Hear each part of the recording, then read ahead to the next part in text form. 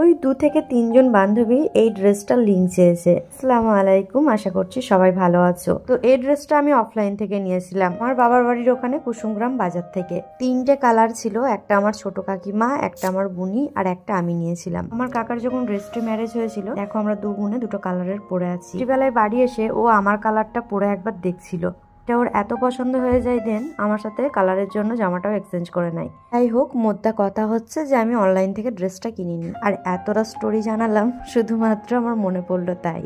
এর হাট বাজারে একদমই সতেজ শাক এবং সবজিগুলো। এই লাল পনকা শাকটা তো একদম ফুলের গোছা লাগছিল। ইভেন্ট থাকলে ওকে এটা দিয়ে প্রপোজ করতাম। প্রপোজের কথা বললাম আর একটা কথা মনে পড়লো, এখনো ভয়েস দিতে গিয়ে হাসি পাচ্ছে। সেখানেও আমার মেয়ের প্রশ্ন, হাসছেন কেন? যাই হোক, খুব কষ্ট করে ওকে চুপ করিয়ে রেখে ভয়েসটা দিতে পারি। যাই হোক, কি বলতে চাইছিলাম ভুলে গেলাম, বললে নেক্সট ভিডিওতে জানাচ্ছি।